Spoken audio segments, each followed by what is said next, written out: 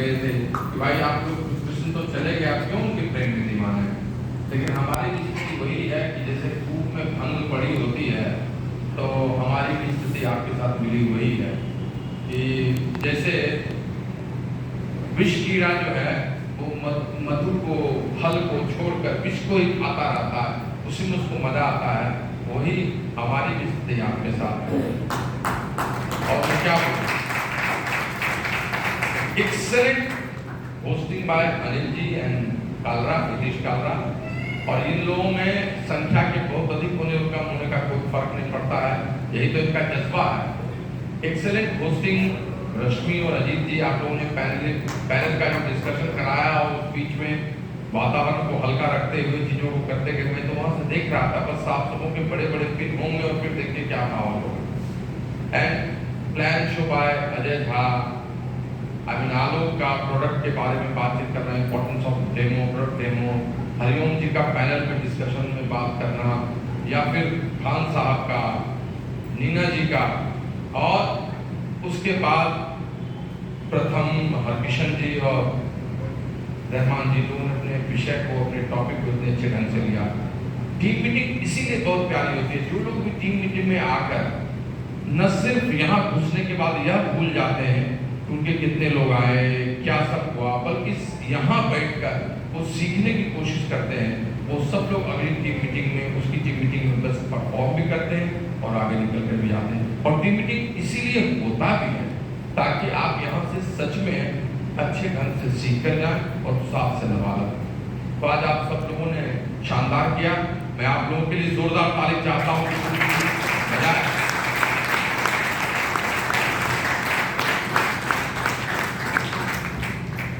एक फिल्म आई थी राधे श्याम, आप में से कितने लोगों ने देखा मुझे पता नहीं। प्रभास जो बाहुबली का हीरो था उसी की फिल्म थी। उस फिल्म का जो मूल अर्थ था, मूल उद्देश्य था, कंटेंट था, वह यह था कि भाग्य बड़ा नहीं है बल्कि कर्म बड़ा है। प्रभास उस फिल्म में एक बहुत बड़ा ज्योतिषी होता है और उसके गुरु उसको सबसे बड़ा ज्योतिषी घोषित करते हैं और वो जो बोलता है वही होता है, प्रेडिक्ट करता वही होता है। लेकिन उसने अपनी जिंदगी में अपनी रेखाएं भी देखी थी और उसमें वो ये प्रेडिक्ट किया था कि उसकी विवाह रेखा नहीं है, प्रेम और विवाह उसके जीवन का अंश नहीं है। लेकिन कालांतर में उसको एक लड़की से प्रेम हो जाता है, वो भागता है, नहीं आना चाहता है। गुरुजी की किताब पर हस्ताक्षर इसलिए नहीं करता है क्योंकि उन्होंने लिखा था 99% भाग्य और 1% कर्म, क्योंकि वो जानता था 100% ही लक है, जो प्लेनेट है वही सही है। लेकिन एक दिन उसको लौट के उस लड़की के पास आना पड़ता है, तूफानों से सबसे लड़ते हुए अंततः वो जीत जाता है और अपने ही लिखे हुए भाग्य को बदल देता है, क्योंकि उसका प्यार, उसका विवाह उससे ज्यादा बड़ा हो जाता है, उसका पराक्रम उससे ज्यादा बड़ा हो जाता है। यानी अगर 1% भी किसी ने कर्म और पराक्रम को करने की कोशिश की तो 99% भाग्य को भी वो बदल सकता है। यही सच है और उसी पराक्रम की कहानी हम और आप यहाँ लिखेंगे। Whatever we will have situation, हमारा जो भी स्थिति है, जो भी परिस्थिति है, हम उस परिस्थिति को बदल सकते हैं अगर हमने अपने पराक्रम, अपने वर्क एथिक्स को एपिटोम पर ला दिया, ऊपर ला दिया। और यही बात मैं आप सबों को आज कहना चाहता हूं। दोस्तों, सच्चाई यही है और आज मैं इस बात से शुरुआत करके आपको बताना चाहता हूं कि हमारे आपके बिजनेस में आज आपकी और हमारी क्या जिम्मेदारी है, व्हाट वी शुड डू। यहाँ सब बोर्ड डिस्ट्रीब्यूटर है, इसलिए वही बात करने की इच्छा है। हमारी और आपकी क्या जिम्मेदारी है, तो मेरा विषय, मेरा टॉपिक वही है जो मैं आपको बोलना चाहता हूँ, and that is build it now. इस बिजनेस को अभी बिल्ड कर डालिए। Why? Because this is right time, क्योंकि यही सही समय है। मेरा टॉपिक शुरू हुआ और मेरा टॉपिक खत्म भी हो गया, क्योंकि मैं यही बोलने आपके पास आया, build it now because this is right time. अब अगर इसकी व्याख्या करने कहिएगा तो अपने बिजनेस के कंटेक्स्ट में ही आपसे बात करके कहूंगा।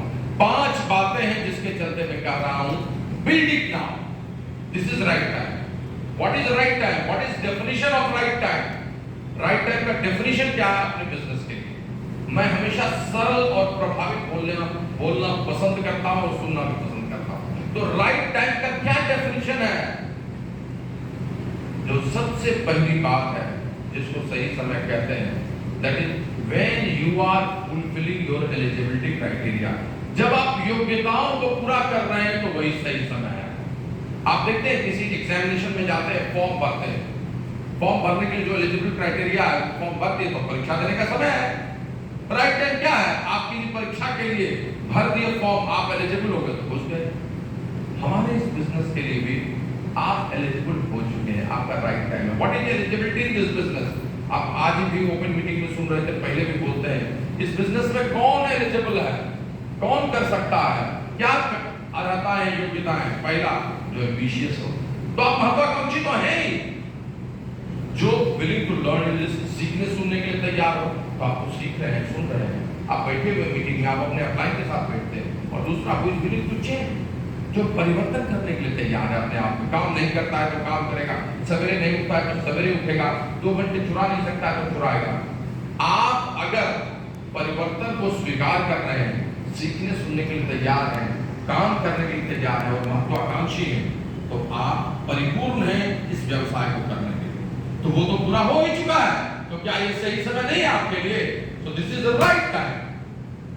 दूसरी बात, when ecosystem is prepared for you, जब वातावरण तैयार है, महफिल सच के तैयार है, तो वही सही समय है आपके गीत गाने का, वही सही समय है आपके गीत गाने का। तो इकोसिस्टम क्या है? What is ecosystem? इकोसिस्टम है आपको सिखाने के लिए आपकी अपलाइन आपके साथ है, आपको बताने के लिए एक टीम आपके साथ है, शहर में, राज्य में, भारत में माहौल अच्छा तैयार है। आप कुछ भी गलती करते हैं, उस गलती को भूल कर फिर सिखाने के लिए आपकी अपलाइन तैयार है। आपके लिए डिजिटल वर्ल्ड तैयार है, आपके लिए सिचुएशंस तैयार है, आपको जो चीज भी जानना है, सारी चीजें आपके अपलाइन आपके साथ लेके तैयार है। इसी को इकोसिस्टम कहते हैं। यानी जब आपके लिए यह सब चीज बनकर रही है, तैयार है, जैसे शादी के लिए मंडप, फूल माला, तैयारी, बारात का आना, खाना पीना सब तैयार हो गई, इकोसिस्टम तैयार है, शादी की बात है। इन द सेम वे हमारे इस बिजनेस में जब ये सारी चीजें आपके लिए तैयार हैं, तो फिर आपको क्या दिक्कत है? कोई दिक्कत है। इसलिए दिस इज राइट टाइम।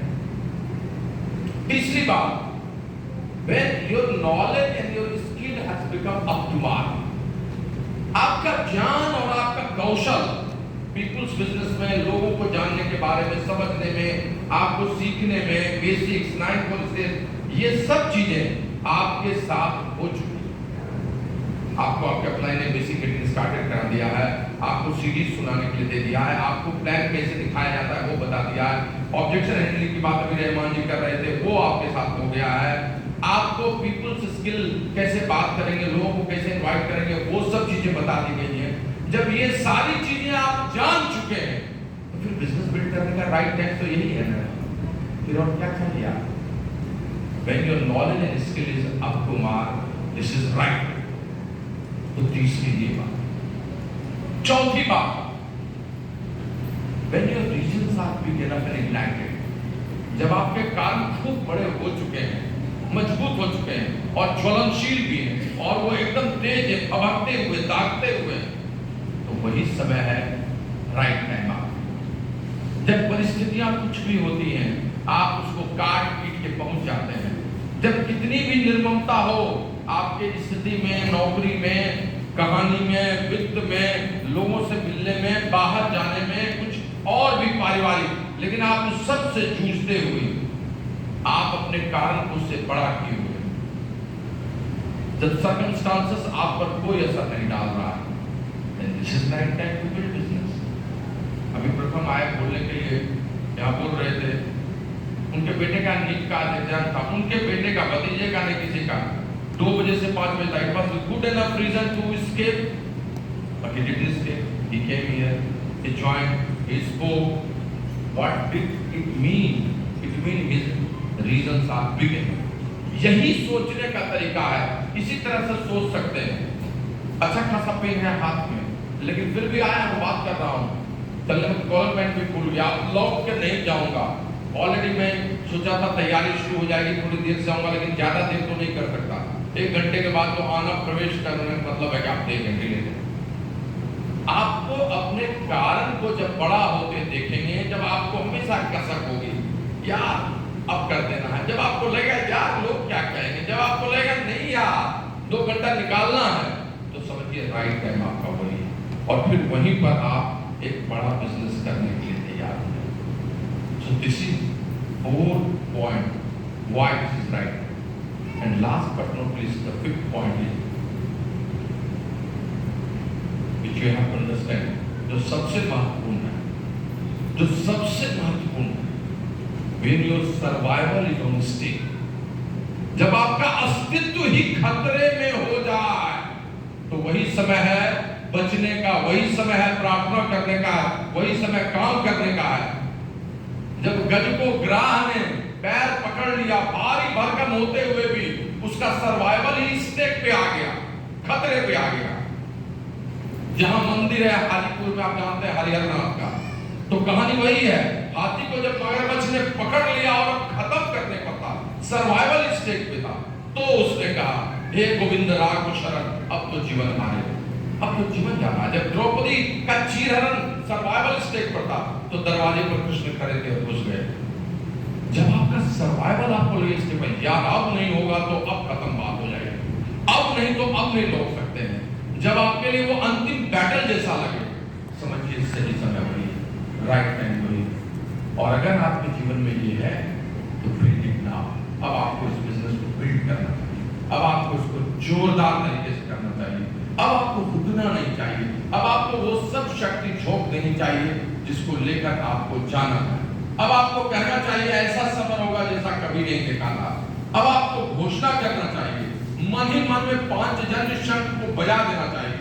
शाल्मी वृक्ष पर गांडीव है, उसको उतार लेना चाहिए और उतार कर धनुष टंकार करनी चाहिए और उसके बाद युद्ध घोषित कर देनी चाहिए। अब मैं विजय रथ को लेकर निकल गया, अब कोई रोक नहीं सकता। This is the right time, this is right time. यही बात मैं आप तक पहुंचाना चाहता हूं दोस्त, और इस बात को जब तक आप नहीं लेकर चलेंगे तो कैसी चीजें बदलेंगी। Friends, Amway is already in transition पे, be ready, already it is crossing. Nutrition, health, community सब पर फोकस किया जा रहा है। ऑलरेडी इन लोगों ने इन्वेस्टमेंट और करना शुरू कर दिया यहाँ पर। आपके सामने में यंग इंडिया सामने आ रहा है। अब ये सब सिचुएशन बदलते परिदृश्य में सब तैयार हो रहा है, तो आपके लिए तो ये सही समय बना चुका है। और अगर इस सही समय में आप इन चीजों को समझकर, इन चीजों को जानकर नहीं करेंगे तो कैसे आप आगे बढ़ सकते। मैं आप में से हर एक व्यक्ति को आज यही बोलने आया हूं, विश्वास कीजिए आपका सही समय आ गया। ये 5 बातें में से कोई न कोई बात आप तक चल रही है, आपके अंदर में यह बात प्रवेश कर चुकी है, और अब रुकना नहीं है, अब रुकना नहीं है, अब किसी को याचना भी नहीं करनी है, अब किसी के पास गुहार नहीं लगाना है, बल्कि अब काम करना। याचना नहीं, अब रण होगा, संघर्ष बड़ा भीषण होगा, डायमेंशन के लिए क्या होगा। ये अब मौका है, इस मौके पर खड़े हैं और इसी मौके से आगे निकलना। ऑफ कोर्स संघर्ष तो होगा, यश कीर्ति अगर आप पाना चाहते हैं तो संघर्ष तो आपको देखना पड़ेगा। यश कीर्ति का फल खाना चाहते हैं तो संघर्ष का पेड़ लगाना ही होगा, और तभी आपको ये सब चीजें, यश और कीर्ति संघर्ष के बगैर नहीं है, और इस बात को आपको जानना पड़ेगा, समझना पड़ेगा। और अंत में एक कहानी सुनाना चाहता हूं जो आपको यह बता देगा कि जो मैं बोल रहा हूं वही सच है, यही होता रहा है। हमारे पूरे पौराणिक ग्रंथों में और सब चीजों में जो सबसे आदर्श पुरुष है वो भगवान श्री राम है, और आप जानते हैं। और इक्ष्वाकु वंश में जन्म लिए वो त्रेता युग में आए, लेकिन ऐसे नहीं आए लोगों का कष्ट हरण करने के लिए, जन कल्याण के लिए। जो भी हमारी पौराणिक कथाएं हैं जिनके आधार पर है, तुलसी ने, वाल्मीकि ने, सब ने उस पर लिखा। तो उनके जन्म के समय की भी एक अद्भुत बात हुई थी जो आपसे शेयर करना चाहता हूं। जब वो जन्म लेने जा रहे थे तो चारों तरफ उल्लास था, प्रकृति में पेड़ पौधे सब आनंद में थे, नदियां मानो दूध जैसा अमृत बहा रही थी, देवता ऊपर से कलरव कर रहे थे, पुष्प वर्षा कर रहे थे, क्योंकि भगवान राम इक्ष्वाकु वंश के सम्राट दशरथ और कौशल्या के घर में जन्म लेने जा रहे थे। और जन्म लेने जब जा रहे थे तो सोचिए क्या माहौल होगा, क्या माहौल होगा, माँ कौशल्या का क्या हाल होगा। तुलसी ने लिखा है, भय प्रगट कृपाला दीन दयाला कौशल्या हितकारी हर्षित मनहारी। अब आगे लंबी कविता है, मैं पढ़ूंगा तो उसी में रिदम में आ जाऊंगा। तो चारों तरफ था, लेकिन माँ कौशल्या के मन में एक और बातें चल रही थी कि हमारे गर्भ से भगवान जन्म लेंगे तो किस समय लेंगे और कैसे रूप में लेंगे। उनके मन में था कि भगवान की तरह नहीं आए, चार भुजा वाले निज आए गुज्जारी और एकदम औरा लेके आएंगे, वो उनके मन में नहीं था। उनके मन में था कि भगवान मेरे गर्भ से वैसे जन्म ले जैसे और बच्चे जन्म लेते हैं, बाल लीला देखेंगे, वो अच्छा लगेगा देखने में। वो जो नॉर्मल एक किड जैसे जन्म लेता है वो सोच रही थी बेचारी। और कब जन्म लेगा इस पर बड़ी आशंका थी, क्योंकि जिस दिन उनको जन्म लेना था उस दिन के लिए एक बड़ी भविष्यवाणी हुई थी। और भविष्यवाणी ये हुई थी कि भगवान राम ने अगर सूर्य के 12 बजने के पहले जन्म लिया, यानी पूर्वाह्न में जन्म लिया, तो असीम यश कीर्ति मिलेगा, विलास, सुखी सुख, सुखी सुख, सुखी सुख। लेकिन अगर 12 बजे के बाद अपराह्न में जन्म लेंगे तो असीम कष्ट उनको जीवन भर में रहेगा, दुख रहेगा, सारी चीजें होंगी। अब माँ कौशल्या इस आकाशवाणी पर चिंतित थी कि जल्दी से जल्दी 12 बजे के पहले जन्म ले ले, जल्दी जन्म ले ले, कि कोई अपने बेटे का कष्ट देख सकता है। 9 बज गए, 10 बज गए, माँ का हृदय किस तरह से 11 बज गए, 11:30, 11:45। अब 12 बजे के बाद क्या होगा? जब 12 बजने वाले थे माँ चिंतित हो गई। लेकिन राम 12:10 पर नहीं, 12:02 पर भी नहीं, 11:59 पर नहीं, बल्कि 12 बजे जन्मे, न तो अपराह्न में और न तो पूर्वाह्न में। और इसीलिए उनके जीवन में अपार सुख, यश, कीर्ति भी हुआ, लेकिन संघर्ष भी उनको करना पड़ा, कष्ट भी भोगना पड़ा। और उन्होंने ये बताया कि आदर्श स्थिति यही होती है, यश और कीर्ति बिना कष्ट के, बिना संघर्ष के कभी नहीं मिलती है। फ्रेंड्स, आप इस टीम मीटिंग में आए हैं कष्ट करके, आप यहाँ से फिर घर जाएंगे कष्ट करेंगे, आप प्लान किसी को दिखाएंगे, अपने काम के अलावा 2 घंटा निकालेंगे। अभी सवेरे एक आदमी को बता रहा था, उसने अपनी 24 घंटे की प्रोफाइल मुझे दिखा दी कि 24 घंटे में आप देखिए मेरे पास कहाँ समय है, निकालिए, मैं 1.5-2 घंटे देना चाहता हूँ। सच में यार पूरा पैक था, लेकिन मैंने उसी में से चुरा लिया ना, 2 घंटे जहाँ पर रखा हुआ था म्यूजिक सुनना, वॉक करना, उसमें से आधे घंटे चुरा लिया। फिर 1.5 घंटे करोगे वॉक, टीवी 1 घंटे का देखना था, उसमें से आधे घंटे चुरा लिए, इंटरमिशन का जो गैप था उसमें से आधे घंटे चुराए और 1.5 घंटे निकाल के सामने रख दिया। इस 1.5 घंटे में आपको करना होगा। सी, संघर्ष के बगैर आपको मिलना नहीं है सुख, यश, कीर्ति। जितना बड़ा पिन उतना बड़ा संघर्ष करना होगा। बीच में कहीं स्टकअप हो सकते हैं, कभी अज्ञातवास हो सकता है, कभी वनवास हो सकता है, कभी आपकी कुछ स्थितियां अनुकूल नहीं, एकदम प्रतिकूल हो सकती हैं, कभी 1 साल 2 साल का बड़ा टफ हो जा सकता है। लेकिन ये सब उसी निरंतरता में आपको लेकर चलना होगा, तभी आप एक बहुत बड़ी ऑर्गेनाइजेशन, एक बहुत बड़ा बिजनेस बिल्ड कर सकेंगे। So friends, I am here to